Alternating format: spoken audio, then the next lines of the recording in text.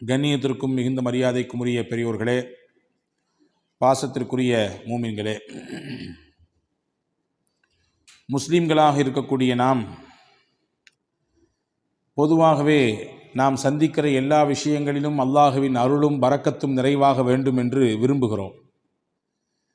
அது நமக்கு கைகூடுகிற பொழுது நமக்கு சந்தோஷமும் மகிழ்ச்சியும் ஏற்படுகிறது. அது கிடைக்கப்பெறாமல் ஒரு விதமான தேக்க நிலையில் நிற்கிற பொழுது நமக்கு வருத்தமும் ஏக்கமும் இருக்கிறது. பரக்கத்தான வாழ்க்கை வேண்டும், மன மகிழ்ச்சியான வாழ்க்கை வேண்டும் என்று எல்லோரும் ஆசைப்படுகிறோம். பரக்கத்தென்றால் வெறுமின்னை நாம் சம்பாதிக்கக்கூடிய பொருளாதாரத்தில் மட்டுமல்ல, நம்முடைய குடும்பத்தில், நம்முடைய பிள்ளைகளில், நாம் செய்யும் தொழிலில், நாம் ஈட்டும் வருமானத்தில், நம்முடைய ஆரோக்கியத்தில், நம்முடைய நிம்மதியில், இப்படி தொட்டு தொட்டு வாழ்க்கைக்கான எதுவெல்லாம் மூல ஆதாரமாக இருக்கிறதோ அத்துணையிலும் நமக்கு பரக்கத்து வேண்டும். இந்த பரக்கத்திற்கான வழியை குர்ஆனும் திருநபி ஸல்லல்லாஹு அலைஹி வஸல்லம் அன்னவர்களும் அற்புதமாக நமக்கு காண்பித்து தந்திருக்கிறார்கள்.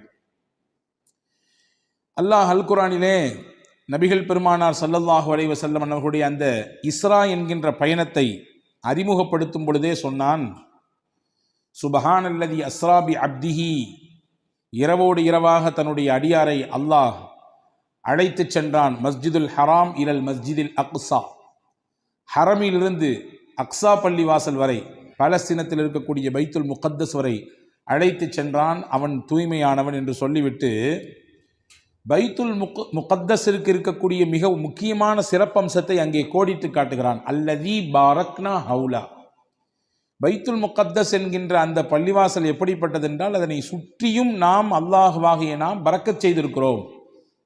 பரக்கத் பொருந்திய மண் அது என்று அல்லாஹ் அடையாளப்படுத்தினான். பெருமானார் ஸல்லல்லாஹு அலைஹி வஸல்லம் அன்னவர்களுக்கு அருளப்பட்ட அல் குர்ஆன், இதிலே 114 அத்தியாயங்கள் இருக்கிறது. 6200 சொச்சம் வசனங்கள் இருக்கிறது. எல்லாமே அருள் பொருந்திய வசனங்கள் தான், அதிலே மாற்று கருத்து இல்லை. எல்லாருமே அல்லாஹுவோடு பேசுவதற்கான வழிதான், அதிலே மாற்று கருத்து இல்லை. அவனுடைய கலாம் தான் அது, அவனுடைய பேச்சு தான். ஆனாலும் சில குறிப்பிட்ட சூறாக்களுக்கு பெருமானார் ஸல்லல்லாஹு அலைஹி வஸல்லம் அதனுடைய மகத்துவத்தை, அதனுடைய முக்கியத்துவத்தை உம்மத்திற்கு சொல்லித்தர மறக்கவில்லை. அதிலே முக்கியமான சூரா, முதன்மையான சூரா, சூரா பக்ரா. பெருமானார் ஸல்லல்லாஹு அலைஹி வஸல்லம் அவர்கள் சொன்னார்கள், திருக்குர்ஆனிலேயே மிக நீளமான சூரா. அந்த சூறாவை பற்றி அறிமுகப்படுத்தும் பொழுது சொன்னார்கள், இக்ரஊ சூரத்தல் பக்ரா, நீங்கள் சூரா பக்ரா ஓதுங்கள், வீட்டிலே சூரா பக்ரா ஓதுங்கள். ஃபஇன்ன அக்தஹா பரக்கா, எந்த வீட்டில் சூரா பக்ரா ஓதப்படுமோ அந்த வீட்டுக்கு அல்லாஹ் பரக்கத்தை கொடுப்பான்.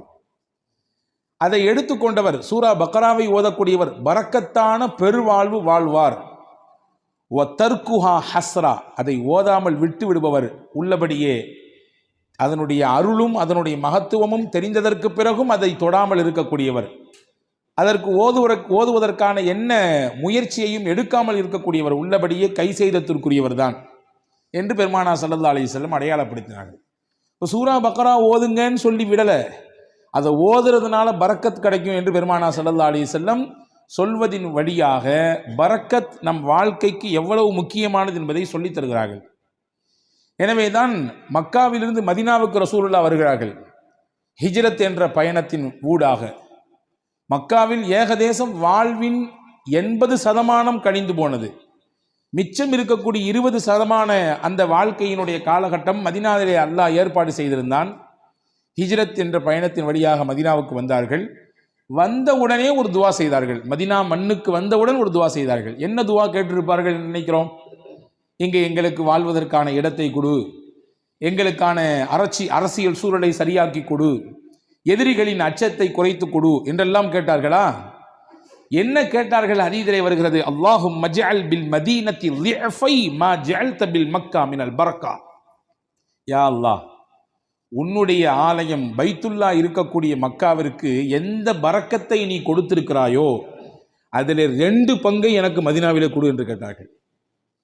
அங்கே இருக்கக்கூடிய பரக்கத்தில் 2 பங்கு இந்த மதீனாவுக்கு வேண்டும். பரக்கத்தோடு வாழுகிற வாழ்க்கையை எங்களுக்கு இங்கே ஏற்படுத்தித்தான் மக்காவில் தருவதை விட கூடுதலாக கொடு என்று பெருமானார் ஸல்லல்லாஹு அலைஹி வஸல்லம் கேட்டிருப்பதாக நாம் ஹதீஸிலே பார்க்கிறோம்.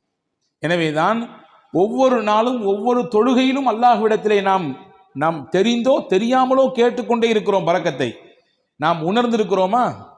அத்தஹியாத்தினுடைய இருப்பிலே நாம் கேட்கிறோம் பரக்கத்தை. அல்லாஹும்ம பாரிக் அலா முஹம்மத் வ அலா ஆலி முஹம்மத் கமா பாரக்த அலா இப்ராஹிம். இறைவா, முகமது நபியின் மீதும் அவர்களுடைய குடும்பத்தினர் மீதும் நீ பரக்கச் செய்வாயாக.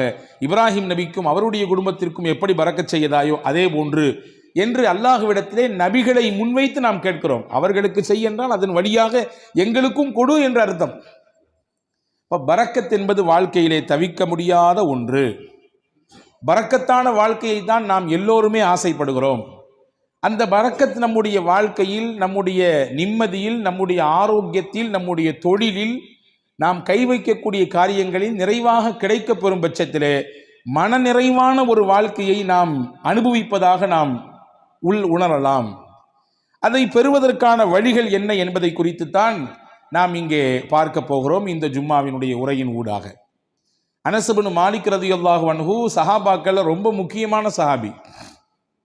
நபிகள் ஸல்லல்லாஹு அலைஹி வஸல்லம் அவர்களோடு சிறு வயதிலேயே அந்த தொடர்பை ஏற்படுத்தி கொண்ட உன்னதமான தோழர்களிலே ஒருவர். ரசூல் ஸல்லல்லாஹு அலைஹி வஸல்லம் மதீனாவுக்குள்ள வரும்பொழுது எல்லாரும் கிஃப்ட் கொடுத்தாங்க ரசூலுல்லாஹ்க்கு.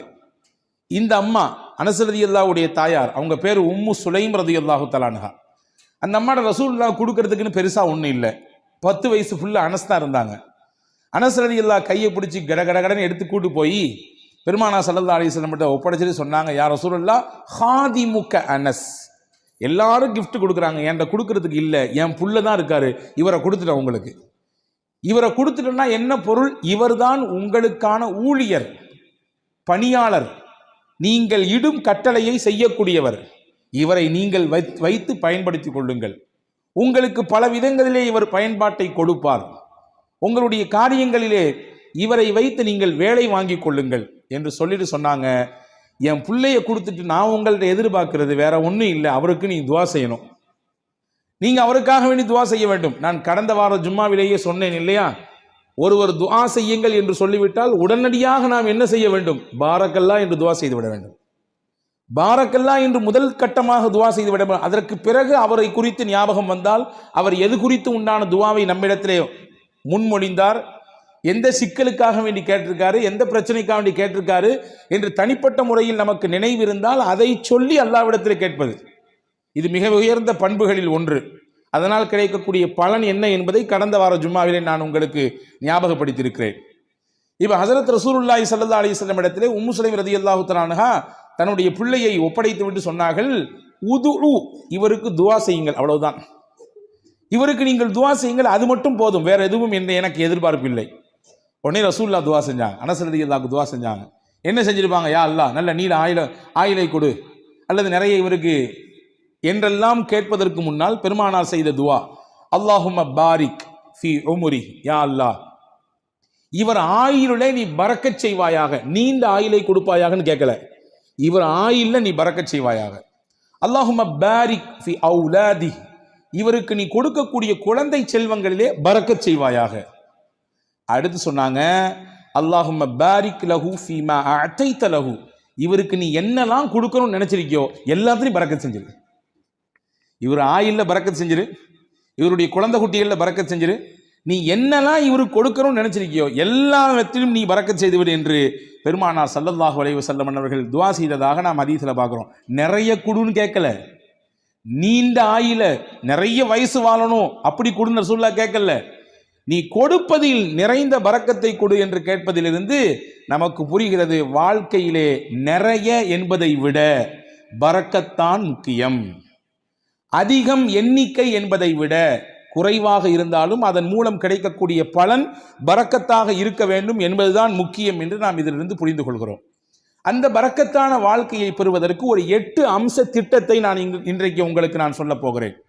8 விதமான விஷயங்களை நாம் பின்பற்றுகிற பொழுது அல்லாஹுவின் பரக்கத்தை நம்மால் முழுமையாக அடைந்து கொள்ள முடியும். நம்பர் 1, முதலில் பரக்கத்தை பெறுவதற்கு நாம் என்ன முயற்சியை மேற்கொள்வது? 1, ரசூலுல்லாஹ் சொன்னாங்க, உங்களில் யார் வயசில் பெரியவங்களோ அவங்களில் நீங்கள் மரியாதை கொடுப்பதிலிருந்து, உங்கள் காரியங்கள் அனைத்திலும் அவர்களை முன்னிலைப்படுத்துவதிலிருந்து அல்லாஹ் உங்களுக்கு பரக்கத்தை தருவான். வாப்பாக்கு வயசாயிடுச்சு, வீட்டில் மூத்தவங்க தான், இருந்தாலும் இந்த விஷயங்கள்லாம் அவங்களுக்கு அந்த அளவுக்கு பிடிபடாது. அதனால் சொல்லிக்கலாம், எல்லாம் முடிஞ்சு கடைசியில் சொல்லிக்கலாம் என்பதல்ல. ஒரு கட்டத்தில் அவரும் வாலிபம், குழந்தை பேரு, தொழில், வியாபாரம் என்று எல்லாவற்றையும் கடந்துதான் வந்திருக்கிறார். இப்பொழுது அவருக்கு வயதான நிலை, வயோதிகம். அதனாலே அவரை ஒதுக்கி வைக்குதல், தள்ளி வைக்குதல் என்பதெல்லாம் இல்லை. என்ன விஷயம் செய்தாலும் பெரியவர்களுக்கான முன்னுரிமையை, முன்னிலைப்படுத்துதலை, அவர்களுக்கான மரியாதையை நீங்கள் நிறைவாக செய்யுங்கள். இதன் ஊடாக அல்லாஹ் உங்களுக்கு பரக்கத்தை தருவான்.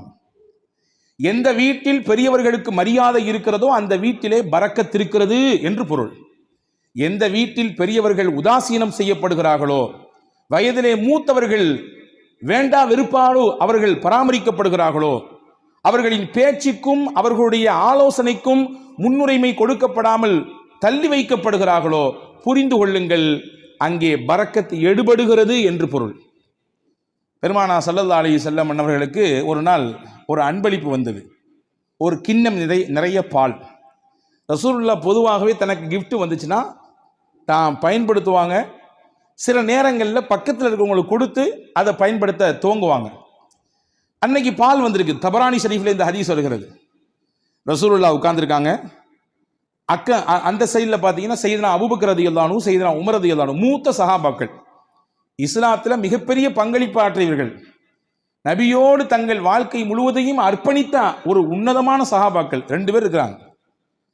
மதீனாவில் நடந்த நிகழ்ச்சி இது. இந்த பால் கிண்ணம் வந்த உடனே ஸல்லல்லாஹு அலைஹி வஸல்லம் இந்த பக்கத்தில் இருந்த சையதுனா அபூ உபைதா ரலியல்லாஹு அன்ஹு என்ற ஒரு சஹாபி, அவங்க கையில் கொடுத்தாங்க. குடிங்க அபூ உபைதான்னு சொன்னாங்க.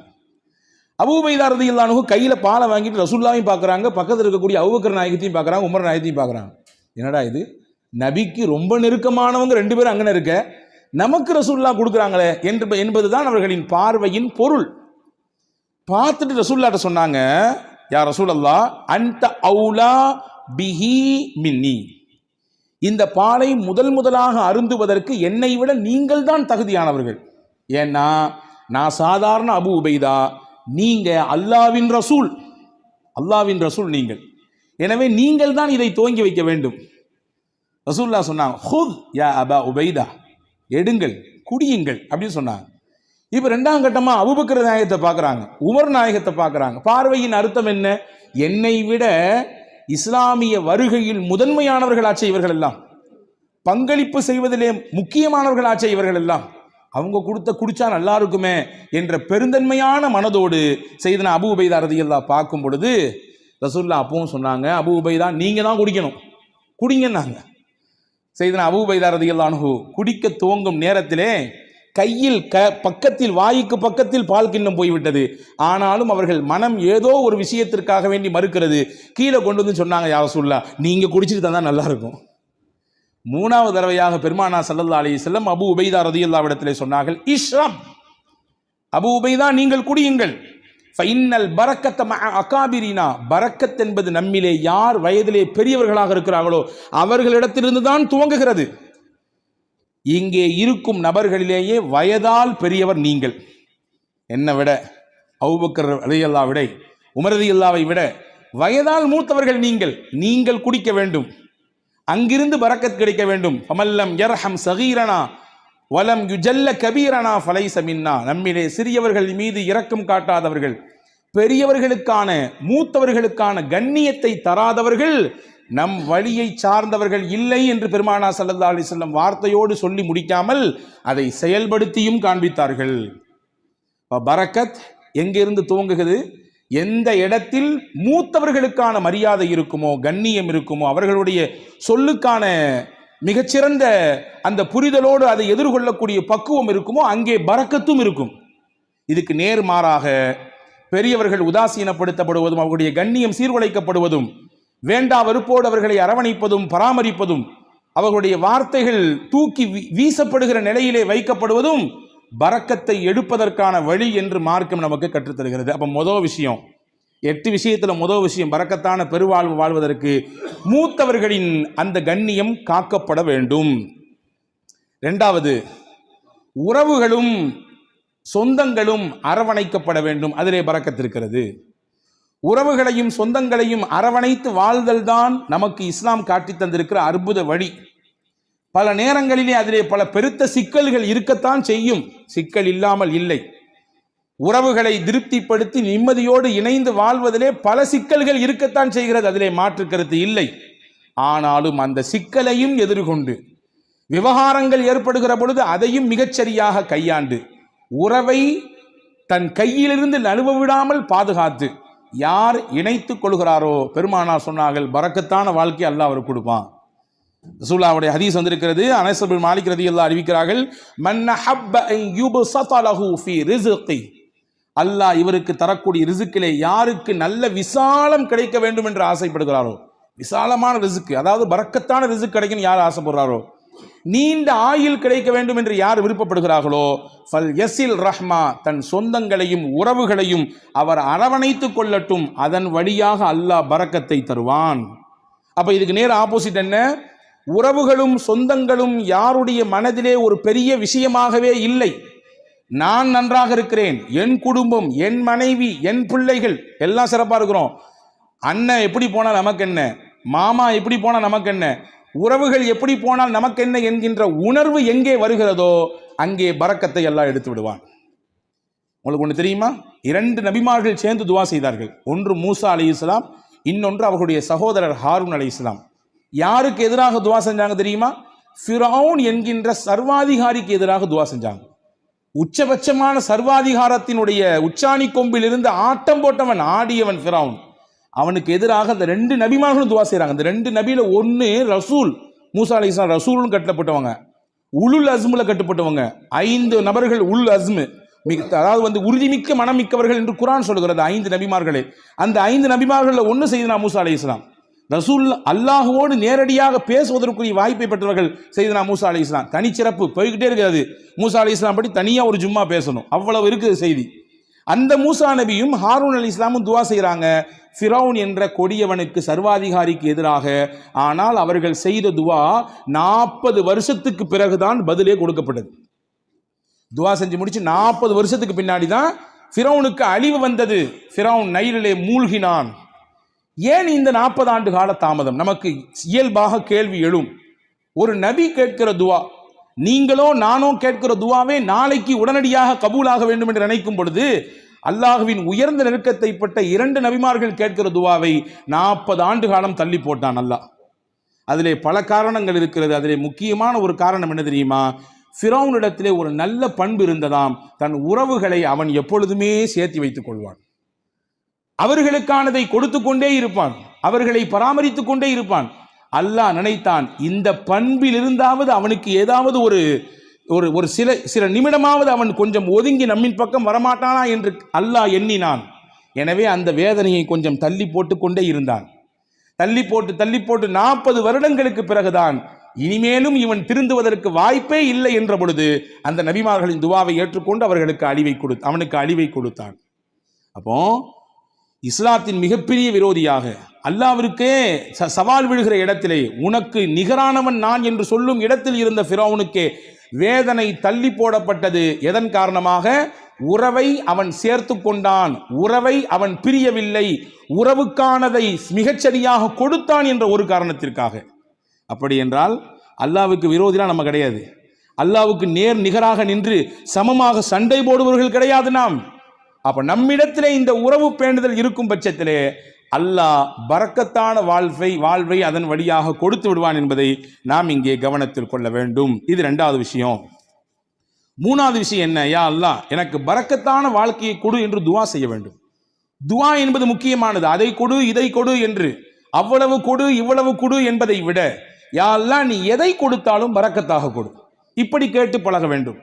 இவ்வளவு அளவு வேண்டும், இவ்வளவு கனம் வேண்டும், இவ்வளவு எண்ணிக்கை வேண்டும் என்றெல்லாம் கேட்பதை விட, இறைவா எனக்கானது நீ முடிவு செய்யப்பட்டதை தான் தருகிறாய், தருவதிலே பரக்கச் செய், பரக்கத்தானதை கொடு என்று கேட்க வேண்டும். அந்த துவாவை நமக்கு பெருமானார் ஸல்லல்லாஹு அலைஹி வஸல்லம் கற்றுத் தருகிறார்கள். அது அற்புதமான வரலாற்று செய்தி ஒன்று இருக்கிறது. உம்மு சுலைம் ரதியல்லாஹு தஆலா அன்ஹா, அபூ தல்ஹா ரதியல்லாஹு தஆலா அன்ஹு, இவர்கள் இருவரும் தம்பதிகள், கணவன் மனைவி. வெளியூருக்கு போன அபூ தல்ஹா வீடு திரும்பும் நேரத்திலே இவருக்கு பிறந்த பிள்ளை இறந்து போனது நீண்ட பெரிய சம்பவம், சுருக்கமாக சொல்கிறேன். ஆனால் கணவன் வந்தவுடன் இந்த துக்க செய்தியை தன் மனைவி தன் கணவரிடத்திலே சொல்லாமல் அந்த கணவனை திருப்திப்படுத்தினாள், நல்ல உணவு கொடுத்தால், சமைத்து கொடுத்தால், நன்றாக அவருக்கு பரிமாறினாள்.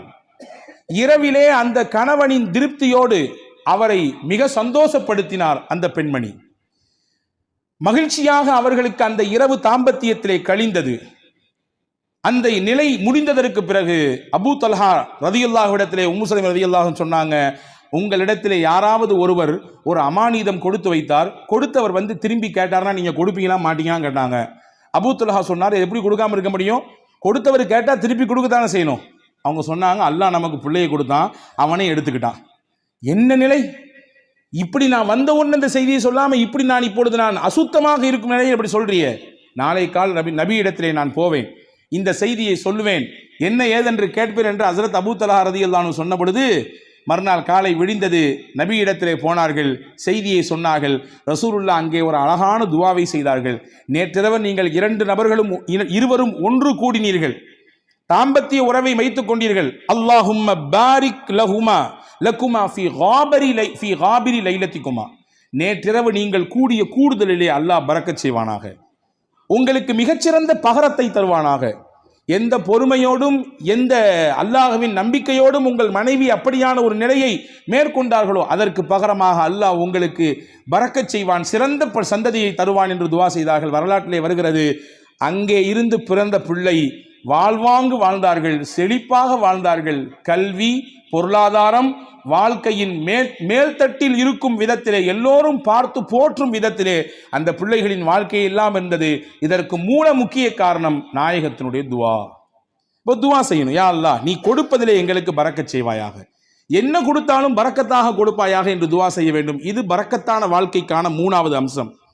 4வது அம்சம் என்ன, நம்மிடத்தில் எது இருக்கிறதோ அதை பகிர்ந்து கொள்ள வேண்டும். பகிர்தலிலே பரக்கத் இருக்கிறது. தனக்கும் மட்டும்தான் தன் குடும்பத்துக்கு மட்டும்தான் என்கின்ற குறுகிய மனப்பான்மையிலிருந்து வெளியே வர வேண்டும். எது இருந்தாலும் அதை பகிர்கிற அந்த பக்குவம் எந்த நபரிடத்திலே வருகிறதோ அல்லாஹ் தானாக பரக்கத்தை தருவான். ரசூலுல்லாஹி ஸல்லல்லாஹு அலைஹி வஸல்லம் உடைய ஹதீஸ் வந்திருக்கிறது, தஆமுல் வாஹிதி யக்ஃபிஸ் இஸ்னைன் வ தஆமுல் இஸ்னைனி யக்ஃபில் அர்பஆ. 2 நபருக்கான உணவு தான், ஆனால் 3 பேர் வந்துட்டாங்க. ஐயோ 2 பேர் தானே சாப்பாடு இருக்குது, 3வது நபர் வந்துட்டாரே என்று யோசிக்க வேண்டாம், விரிச்சு வைங்க, அவரையும் சேர்த்துங்க. அல்லாஹ்வின் ரசூல் சொன்னாங்க, 2 பேருக்கான உணவாக இருந்தாலும் நீங்கள் பகிர வேண்டும் என்ற சிந்தனைக்கு வந்துவிட்டால் அதை 3க்கும் போதுமானதாக அல்லாஹ் ஆக்கி விடுவான். 3 பேருக்கான உணவு தான், ஆனா 5 பேர் இருக்கிறாங்க, 2 பேரை தள்ளி விடாதீங்க, இது பத்தாது, நமக்கே பத்தாது, யானை பசிக்கு சோள புரியா அப்படின்னு கேட்ட மாதிரிலாம் நம்ம கதை பேச வேண்டாம், சேர்த்திக்குங்க. ரசூல் சொன்னாங்க 3 நபருக்கான உணவு தான், நீங்கள் சேர்த்து ஷேர் செய்யும் பொழுது, அதிலே பகிர வேண்டும் என்ற எண்ணம் வரும் பொழுது அதிலே அல்லாஹ் 5 நபருக்கான பரக்கத்தை செய்து விடுவான். இது வாழ்க்கையிலே யாரெல்லாம் இந்த ஷேரிங்ல இருக்கிறாங்களோ அவங்க எல்லாம் கண்கூடாக பார்க்க முடியும், கண்கூடாக பார்க்க முடியும். ரசூலுல்லாவுக்கு ரொம்ப பிடித்த குடும்பம் ஒரு குடும்பம் இருந்தது, அல் அஷ்அரி. ரொம்ப பிடிக்கும் அவங்கள ரசூலுல்லாவுக்கு. எந்த அளவுக்குன்னா அவங்க என் குடும்பம் ரசூலுல்லாஹ் சொன்னாங்க, என் குடும்பம் அவங்க, என்னிலிருந்தும் அவர்கள், அவர்களிலிருந்தும் நான் என்று சொன்னார்கள். சஹாபாக்கள் ஒன்றும் புரியும், ஏன் இந்த குடும்பத்தை மட்டும் ரசூலுல்லாஹ்க்கு ரொம்ப பிடிக்குது? விவரத்தை கேட்டு போனா ரசூலுல்லாஹ் சஹாபாக்கள்கிட்ட சொன்னாங்க, அவங்கள்ட்ட ஒரு சிறந்த பண்பு இருக்குது. தாங்கள்கிட்ட எல்லாரும் ஒரு பயணத்தில் போனானா எல்லாரும் தனித்தனியாக சாப்பாடு கொண்டு வருவாங்க, யாராவது 1-2 பேருடைய சாப்பாடு சீக்கிரமாக தீர்ந்து போயிடும். நீண்ட தூர பயணம் என்பதினாலே அவர்களை அப்படியே கழட்டி விட்டுற மாட்டாங்க. நீங்க கொண்டு வந்து காலியாக போச்சா, அப்படித்தான் போச்சு, இப்போ இன்னும் ரொம்ப தூரம் இருக்குது, இன்னும் 500 கிலோமீட்டர் போனோம், அப்படித்தான் என்று விட்டு விட மாட்டார்கள். சாப்பாடு இல்லாதவர்களையும் சேர்த்து ஒரே இடத்தில் உட்கார வைத்து ஒரு பெரிய துணியை எடுத்து கொண்டு வந்த மொத்த சாப்பாடையும் அதிலே கொட்டி கலந்து இருப்பவர்களுக்கெல்லாம் பகிர்ந்து கொடுப்பார்கள். இந்த பகிர்தல் என் பண்பு, என்னுடைய குணம், அது அவங்கள்ட்ட இருக்கிறதுனால அவங்க எங்க குடும்பம் நாங்கள் ரசூல் ஸல்லல்லாஹு அலைஹி வஸல்லம். பகிர்தல் இது பரக்கத்திற்கான பெரிய வழி.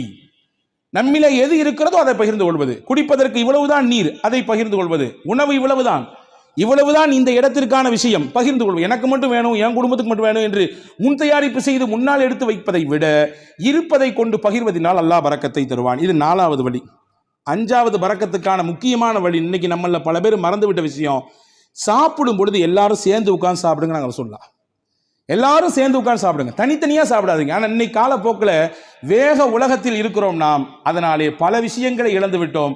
ஆனால் நம் முன்னோர்கள், நம்முடைய தாய் தகப்பன், நம் தாதி எல்லாம் நம்முடைய வீடுகளிலே சேர்ந்து தான் உட்கார்ந்து சாப்பிடுகிற வழக்கத்தை சொல்லி தந்திருக்கிறார்கள். இன்னைக்கு வரையும் சில ஊர்களிலே கலன் சாப்பாடு என்று ஒன்று இருக்கிறது. ஒரே பிளேட்ல உட்கார்ந்து மொத்தமா சாப்பிடுறது, ஒரே பிளேட்ல உட்கார்ந்து 4 பேர் 5 பேர், இதுவெல்லாம் நிகழ்ச்சிகளுக்கு என்பதை தாண்டி சாதாரணமாக இயல்பாக அன்றாட சாப்பாடு அப்படி சாப்பிடுகிற பழக்கம் இன்னைக்கும் சில ஊர்களிலே இருக்கிறது. ஆனா கால ஓட்டத்தில் அதெல்லாம் நம்ம விட்டுட்டோம். ஒரே வீட்டில் இருக்கிறோம், 5 பேர் தான் இருக்கிறோம், 5 பேரும் 5 டயத்துல சாப்பிட்றோம். சஹாபாக்கள் வந்து ரசூலுல்லாஹ்ட்ட ஒரு நாள் சொன்னாங்க, யா ரசூலல்லாஹ் இன்னா நாக்குலு வலா நஷ்பஉ, நிறைய சாப்பிட்றோம், வயிறே நிறைய மாட்டேங்குது, என்ன செய்யறதுன்னு கேட்டாங்க. சஹாபாக்கள் ரசூலுல்லாஹ் கேட்டாங்க, அன்தும் தாக்குலூன ததஃபர்ரகூன், எல்லாருமே தனித்தனியா சாப்பிட்ற மாதிரி தெரியுது, ஆமாவான்னு கேட்டாங்க. எல்லாரும் வீட்டில் சேர்ந்து சாப்பிட்றீங்களா தனித்தனியா சாப்பிட்றீங்களா? இல்லை, தனித்தனியா சாப்பிட்றோம். ரசூல் சொன்னாங்க, இஜ்மாஉ அலா துஆமிக்கும் வذ்குரு ஸ்மல்லாஹி அலைஹி யுபாரக லக்கும் ஃபீஹா. 2 விஷயத்தை செய்யுங்க சாப்பிடும் பொழுது. எல்லாரும் சேர்ந்து சாப்பிடுங்க, முடிந்த அளவுக்கு சேர்ந்து சாப்பிடுங்கள். சேர்ந்து சாப்பிடுவதற்கு ஒரு நாளில் ஒரு வக்து தான் முடியும், இந்த நேரத்தில் மட்டும்தான் எங்களால் சேர்ந்து சாப்பிட இயலும். காலை அல்லது இரவு அல்லது மதியம், அந்த ஒரு நேரத்தில் எல்லாரும் சேர்ந்து உட்காருங்கள். குடும்பத்தோடு சேர்ந்து உட்கார்ந்துட்டு சாப்பிட்றதுக்கு முன்னாடி பிஸ்மில்லா என்று சொல்லுங்கள். நீங்க கை தொட்டு கேளுங்க, நானும் என் நெஞ்சத்துல கை தொட்டு கேட்கிறேன். அன்பர்களே, எத்தனை குடும்பத்திலே எல்லாரும் சேர்ந்து உட்கார்ந்து பிஸ்மில்லாஹிர் ரஹ்மானிர் ரஹீம் என்று சத்தம் போட்டு சொல்லி நாம் அந்த சாப்பாட்டிலே கையெடுத்து வைக்கிறோம். மலேசியா போன்ற பெருநகரங்களிலே அல்லாஹ் பரக்கத்தை கொட்டுகிறான். அது தனிப்பட்ட விஷயம். நான் அங்கே இருக்கக்கூடிய ஒரு சிறப்பு அம்சத்தை சொல்லுகிறேன். சாப்பிடும் பொழுது குடும்பத்தில் உட்கார்ந்து விட்டால் உடனடியாக யாரும் உணவிலே கை வைக்க மாட்டார்கள். எல்லாரும் உட்காரணும். உட்கார்ந்த உடனே அந்த வீட்டில் இருக்கக்கூடிய பெரியவர் சொல்லுவாரு, பிஸ்மில்லாஹிர் ரஹ்மானிர் ரஹீம் ஆரம்பிங்கம்பாரு. அதுக்கு பின்னால் தான் சாப்பிடவே துவங்குவார்கள். எனக்கு என்னவோ தெரியவில்லை, அந்த வார்த்தையை அவர்கள் முழுவதுமாக பின்பற்றுவதானோ என்னவோ அல்லாஹ் பரக்கத்தை கொட்டென்று கொட்டுகிறார், பல ரூம்கள்ல தர்றான். எனவே உணவின் சமயத்திலே நாம் சேர்ந்து சாப்பிடுவது பரக்கத்திற்கான முக்கியமான வழி. இது 5வது விஷயம். 6வது விஷயம் என்ன? ரசூலுல்லாஹ் சொன்னாங்க, உங்க வீட்டுக்குள்ள போகும்போது சலாம் சொல்லிட்டு போங்க, சலாம் சொல்லிட்டு வெளியே வாங்க, இது பரக்கத்தை உங்க வீட்டுக்கு தரும் நாங்க ரசூலுல்லாஹ். ஹஜ்ரத் ரசூலுல்லாஹ் சொன்னாங்க, 3 விஷயம் அல்லாஹ்வுடைய பொறுப்பு, அல்லாஹ்வுடைய கண்ட்ரோல்ல வந்துருது. அதிலே 1, மன் தஹல பைத்தஹு வஸல்லம ஃபஹுவ ضامن على الله, யார் வீட்டுக்கு நுழையும் பொழுது சலாம் சொல்லிட்டு போறாரோ அவர் அல்லாஹ்வுடைய கஸ்டடியில வந்துடுறாரு, அல்லாஹ்வுடைய நேரடி பார்வையில வந்துடுறாரு, அவருக்கானதை அல்லாஹ் கொடுத்து விடுவான். ஹதீஸ்ல இப்படி ஒரு வார்த்தை வருது, இன் ஆஷ ருஸிக வ குஃபிய, அவர் வாழ்ந்தால் மனநிறைவான வாழ்க்கையை வாழ்வார். வ இன் மாத்த அதுஹலஹுல் ஜன்னா, இதை அப்படி கண்டினியூவா ஃபாலோ பண்ணாருன்னு சொன்னா 3 விஷயம் சொன்னாங்க. அந்த 3ல ஒன்று தான் நான் சொல்லியிருக்கேன், 2 தேவைப்படுறவங்க தனியாக வந்து கேளுங்க. அந்த 3ல் 3 விஷயத்தை யார் பின்பற்றுகிறாரோ வாழ்ந்தால் போதுமான வாழ்க்கையை அல்லாஹ் அவருக்கு தருவான். 2வது, அவர் மௌத்தாகி விட்டால் அல்லாஹ் நேரடியாக சொர்க்கத்தை கொடுப்பான். அதுல 1 தான் வீட்டுக்கு போகும்போது சலாம் சொல்லிட்டு போறது. உங்க வீட்டுக்கு அல்லாஹ் பரக்கத்தை தருவான், பரக்கத்தான வாழ்க்கையை உங்களால் வாழ முடியும் என்பதை ரசூலுல்லாஹ் சொன்னார்கள். இது 6வது விஷயம். 7வது விஷயம் என்ன? அல்லாஹ் எதை நமக்கு அளந்திருக்கிறானோ அல்ஹம்துலில்லாஹ், போதும் என்ற மனமே பொன் செய்யும் மருந்து நான் தமிழ்ல இல்லையா, இன்னைக்கு அதுதான் நம்மள்ட்ட இல்லை. இருக்கு, வேணும் வேணும் வேணும். எப்ப வரை வேணும்? மௌத்த சந்திக்கிற வரையும், இஸ்ராயில பார்க்கிற வரையும் வேணும், அந்த நிமிஷம் வரையும் வேணும். அன்பர்களே, எது கிடைக்கிறதோ அது குறைவோ அதிகமோ அல்ஹம்துலில்லாஹ் என்று சொல்ல பழக வேண்டும். அப்படியான பழக்கம் இருக்கிறது. நீங்கள் சொல்லும் வார்த்தை அது அல்லாஹ்விற்கு பிடித்து போனால் அல்லாஹ் அதிலே பரக்கத் செய்து விடுவான். எப்படிங்க இருக்கிறீங்க? நீ யார்ட்டையா கேளுங்க, என்னத்தை போகுது, மூட்டி வலி, முதுகு வலி, அங்கிட்டு வலி, இங்கிட்டு வலி, மருத்துவ செலவு, அப்படி இப்படி ஒரு பெரிய லிஸ்ட். நல்லா இருக்கிறன்றதுக்கு நிறைய பாயிண்ட்ஸ் இருக்கும், அதை நம்மள பல பேர் சொல்றதே இல்லை. ஆனா அல்லாஹ்வின் ரசூல் சொன்னாங்க, உங்களுக்கு அல்லாஹ் என்ன கொடுத்திருக்கானோ அதுல எது நலவு இருக்கிறதோ அதை நீங்கள் சொல்லி பழகுங்கள், அல்ஹம்துலில்லாஹ் என்று சொல்லுங்கள், அல்லாஹ் பரக்கத்தை தருவான். அப்போ போதும் என்கின்ற மனம், இது பரக்கத்தை பெற்று தருவதற்கான 7வது வழி. 8வது முக்கியமான வழி, பயபக்தி மிக்க வாழ்க்கையை நாம் வாழ்வதற்கு பழகி கொள்ள வேண்டும். தக்வா மிக்க வாழ்க்கையை நம்முடைய தொழிலில், நாம் சந்திக்கும் நபர்களில், நாம் பேசும் பேச்சில், நாம் பார்க்கும் பார்வையில், நாம் நடக்கும் நடையில், உடையில், பாவனையில், அனைத்திலும் அல்லாஹ் ஒருத்தன் நம்மளை பார்த்துக்கிட்டு இருக்கான்னு சிந்தனையில வாழணும். அந்த சிந்தனை நம்மள பல பேருக்கு பல சமயங்களில் போறதுனால தான் பாவத்தில் போய் விழுந்துடுறோம். ரசூல் சொன்னாங்க, யாருக்கு இந்த தக்வா மிக்க வாழ்க்கையை வாழ வேண்டும் என்ற பிரியம் வந்து விடுகிறதோ, பரக்காத்தின் மின சமாஇ வல் அர்த், வான பூமியில் என்ன பரக்கத்து இருக்கோ எல்லாத்தையும் அல்லாஹ் கொண்டு வந்து கொட்டிடுவான்.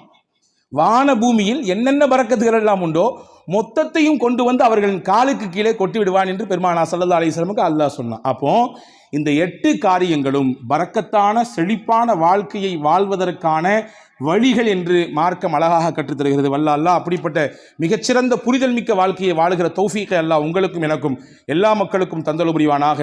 அல்லாஹ் எதை நமக்கு தருகிறானோ அதில் நிறைந்த பரக்கத்தையும் அருளையும் தருவானாக. என்னென்ன நெருக்கடிகள் எல்லாம் நம் வாழ்க்கையிலே நமக்கு உண்டோ அத்துணை நெருக்கடிகளையும் அல்லாஹ் நீக்கி தருவானாக.